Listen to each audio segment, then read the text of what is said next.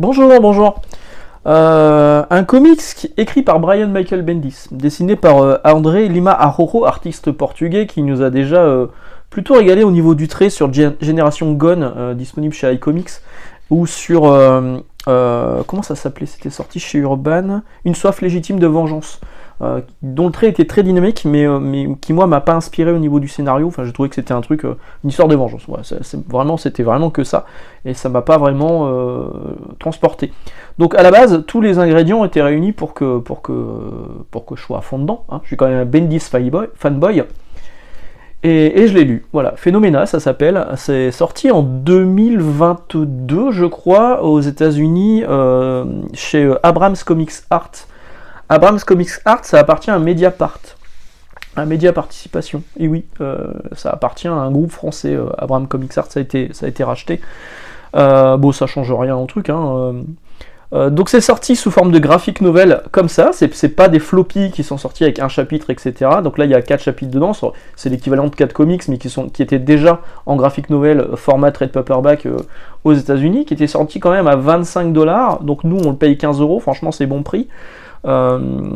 Et donc il y aura en tout 3 graphic novels, donc 3 volumes pour faire l'histoire totale de Phénoména, qui a été écrite par Bendis depuis quelques années. Bendis qu'on connaît, hein, évidemment, enfin surtout sur cette chaîne, si vous suivez la chaîne, Bendis vous connaissez, un peu comme Rob Liefeld. Imaginez, Bendis fait un boulot avec Rob Liefeld. Peut-être que ça aurait été mieux. Non. Franchement, vous le savez, je suis hyper fan de Bendis et de son écriture, et là j'ai été déçu. J'ai été déçu parce que effectivement, Bendis dit qu'il travaille dessus depuis des années. L'univers est sympa, mais je l'ai lu et j'ai pas envie de le relire en fait. Donc je pense pas que je vais le garder. Je lirai sans doute la suite au boulot, mais je pense pas que j'achèterai la suite. 15 balles, ça sort chez Urban, c'est de la couverture souple, avec des rabats. Dans les rabats, on nous met une carte du monde, voilà, de Phénoména. Il s'est passé une catastrophe. Vous voyez, on voit que c'est la France ici. Hein. Hop là, je sais pas si on le voit bien. Il s'est passé une catastrophe. On est dans un monde post-apocalyptique où il y a cette espèce de cité qui se balade, une cité qui marche un peu comme dans le château ambulant de Miyazaki. D'ailleurs, Miyazaki, clairement, c'est une inspiration pour ça. Jean Giraud, c'est une inspiration. Jean Giraud Mébius. Il y a des planches, on voit des personnages qui sont typiques de ce que faisait Giraud, vous voyez, ici. Le personnage que vous avez là, franchement, ça peut être du Mébius. Hein. Clairement, ça peut être du Métabaron. J'espère que je dis pas de conneries, parce que je suis pas non plus un spécialiste de Giraud. Mais c'est vrai que Giraud, il a plutôt bonne presse aux États-Unis. Par exemple, Jim Lee, que vous avez peut-être rencontré là ce week-end, et qui n'a pas du tout annoncé un projet Batman. Voilà. Bref. Jim Lee est hyper fan de Mébius. Voilà, il adore le trait de Mébius. Et ben c'est aussi le cas a priori de André Lima Arrojo. Mais je vous disais pas que Mébius, il y a aussi du Miyazaki et il y a du Kirby, parce qu'évidemment ça reste du comics et il y a quand même du trait comics. D'ailleurs ces trois personnages cités, donc là vous avez Jean Giraud, là vous avez Miyazaki, là vous avez Jack Kirby, ils apparaissent dans le comics, ils sont même remerciés à la fin. J'aurais voulu d'ailleurs qu'il y ait un peu plus d'éditorial là-dedans, parce qu'on nous fait un résumé de la carrière des deux auteurs, on nous fait aussi un petit résumé, enfin les remerciements de Bendis et de André, et oui c'est plus simple de dire André. Et j'aurais voulu plus explicatif sur le monde, sur l'univers. La langue qui est utilisée me fait penser à ce qui était dans Epsilon, la novlangue. Parce que ça a sans doute été très bien adapté en français, parce que ça devait être comme ça aussi en VO. Donc il y a des termes qui sont utilisés, on comprend le sens, mais c'est pas des termes qu'on utilise aujourd'hui au quotidien. Donc c'est l'histoire d'un gamin qui n'a pas de gens. Voilà, il n'a pas de parents. On appelle ça où sont tes gens, c'est où sont tes parents. Et il va croiser le chemin d'un Cyper, un Cyper qui est là, c'est celui-ci, donc il est en train de se battre avec un autre, et en fait c'est pas des créatures, mais c'est des on sait même pas, c'est des extraterrestres, enfin c'est pas clair dedans, mais c'est des mecs qui ont quand même une réputation plutôt positive dans cet univers-là. mais on sait pas trop pourquoi. Et donc lui il va se faire piquer le Cyper, il va se faire piquer une lame magique, une lame un peu bizarre avec un œil dessus, et c'est hyper important pour lui, donc ils vont essayer de pourchasser le voleur qu'on voit ici en petit là. Et donc ça va être cette quête, cette course-poursuite pour récupérer cet artefact.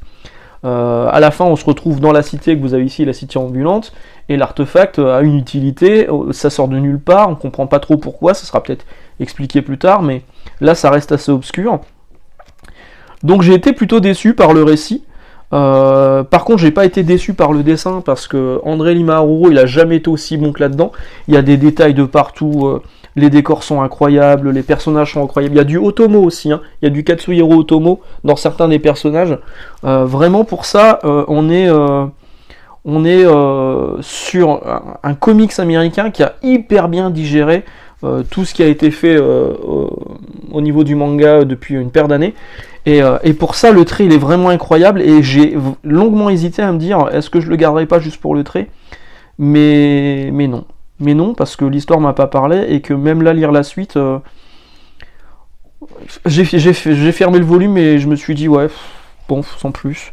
Sans plus. Je vous parlais de Katsuhiro Otomo, je vous parlais de Miyazaki, etc. Mais il y a aussi du Toriyama. Regardez ce personnage. Bah c'est Boo, c'est Majin Buu dans Dragon Ball. Et pas Dragon Ball Z. Alors dites pas Dragon Ball Z quand vous achetez le manga s'appelle Dragon Ball, ça m'énerve. Tout m'énerve en ce moment, c'est fou. Voilà, donc le trait il est hyper classe, le scénario il est beaucoup moins intéressant. L'édition française elle est plutôt bien, hein, elle est à 15 balles, format souple, c'est clairement tout ce qu'on voudrait chez Urban pour faire baisser les prix, ça serait vraiment la formule idéale. Par contre, Urban a encore la fâcheuse habitude de récupérer une planche intérieure pour en faire la couverture, alors qu'il y a une couverture qui existe aux États-Unis, qui est celle-ci, qui est là en version couleur, mais qui existe également en version noir et blanc. Ils auraient très bien pu utiliser cette couverture-là, plutôt que juste ça. Voilà, juste ça qui est une planche intérieure.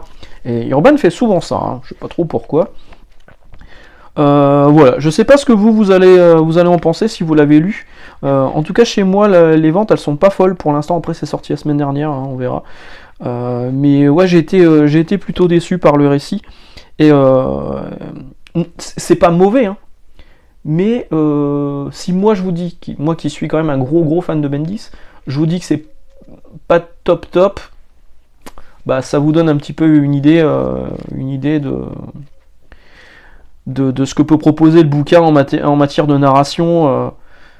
Encore une fois, les dialogues sont intéressants, les échanges, tout ça, mais les personnages sont trop obscurs.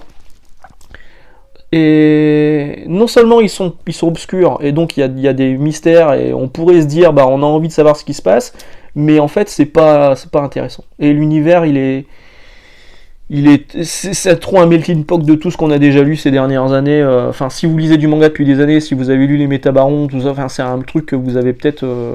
vous êtes en terrain connu, en fait, et vous êtes en terrain trop connu. Mais alors, par contre, au niveau du trait, encore une fois, c'est impeccable. C'est en noir et blanc.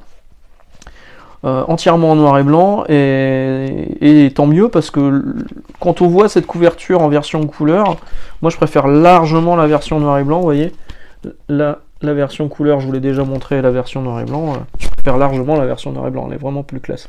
Voilà, donc c'est sorti il y a quelques temps aux États-Unis, ça arrive en France chez Urban, dans leur nouvelle collection Urban Blast. Je sais pas si vous allez craquer, mais moi c'est pas ce que je vais conseiller le plus sur cette chaîne. Si on me pose la question au boulot, bah, comme d'hab, je dirais, bah, moi j'ai pas trouvé ça affolant. Mais j'ai pas trouvé ça nul non plus. Mais clairement, ça pourra plaire à un autre type de public que celui du comics habituel. D'ailleurs, je me suis même demandé si au boulot, j'allais pas faire une double implantation, voire une triple implantation, à savoir le mettre en rayon comics, en rayon roman graphique. Ça peut très bien se lire en tant que roman graphique. Ou alors aussi un petit peu en rayon manga, parce que ça peut attirer un public manga. Voilà. On va rester dans le manga d'ailleurs cette semaine, dans le comics au Japon, parce que la vidéo de jeudi va parler de ce que j'ai vu en termes de comics au Japon ces dernières semaines. Excellente journée, excellente lecture, et puis bah jeudi. Ciao!